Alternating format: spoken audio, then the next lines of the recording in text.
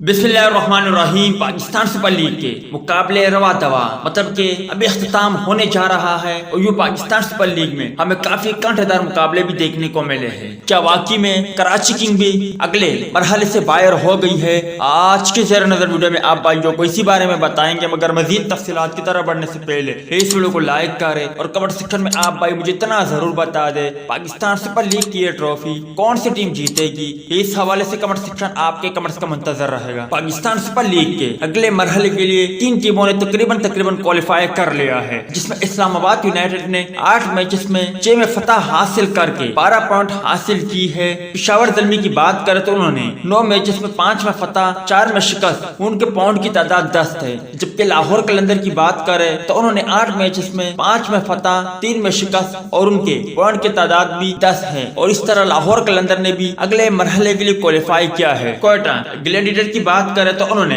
9 matches میں 2 میں فتح 7 میں شکست کا سامنا کرنا پڑا اور یوں کوئٹہ کی ٹیم اگلے مرحلے سے باہر ہو گئی، مطلب کہ اب وہ صرف رسمی کارروائی ہی کرے گی۔ اگر بات کریں تو اس طرح کراچی کنگ بھی تقریباً اگلے مرحلے سے باہر ہو سکتی ہے۔ ملتان سلطان نے 8 میچز کے لیے 4 میں فتح 4 میں شکست اور ان کے پوائنٹ کی تعداد 8 ہے، جبکہ کراچی کنگ نے 8 میچز میں 3 میں فتح 5 میں شکست، ان کے پوائنٹ کی تعداد 6 ہے۔ اگر کراچی کنگ اپنے آنے والے دونوں میچوں میں کامیابی حاصل کرتی ہے اور ملتان سلطان اپنے آنے والے 2 میچوں میں سے 1 میں کامیابی حاصل کرتی ہے، تب بھی ملتان سلطان رن ریٹ کی بنیاد پر اگلے مرحلے کے لیے کوالیفائی کر لے گی، اور اگر کراچی کنگ اپنے آنے والے دونوں میچوں میں کامیابی حاصل کرتی ہے اور ملتان سلطان اپنے آنے والے 2 میچوں میں سے 1 میں کامیابی حاصل کرتی ہے، تب بھی ملتان سلطان اگلے مرحلے کے لیے کوالیفائی کر لے گی۔ کیونکہ رن ریٹ کی بات کرے تو ملتان سلطان کا رن ریٹ کراچی سے بہت بہتر ہے۔ ایک وجہ ہو سکتی ہے کہ لاہور قلندر آنے والے دونوں میچوں میں کامیابی حاصل کرتی ہے تو پھر رن ریٹ کی بنیاد پر کراچی کنگ لاہور قلندر سے آگے نکل سکتی ہے، کیونکہ کراچی کنگ کی رن ریٹ کی بات کرے تو -288 ہے، جبکہ اگر لاہور قلندر کی رن ریٹ کی بات کرے تو -183 ہے، اور یوں کراچی کنگ اپنے 10 میچوں میں 5 میں کامیابی حاصل کرنے کے ساتھ 10 پوائنٹ کے ساتھ چوتھے نمبر پر آ جائے گی، اور یوں لاہور قلندر کے بھی 10 پوائنٹ ہوں گے، مگر رن ریٹ کی بنیاد پر کراچی کنگ اگلے مرحلے کے لیے کوالیفائی کر لے گی۔ آپ بھائیوں کو کیا لگتا ہے؟ کمنٹ سیکشن میں اپنی اوپینین شیئر ضرور کریں۔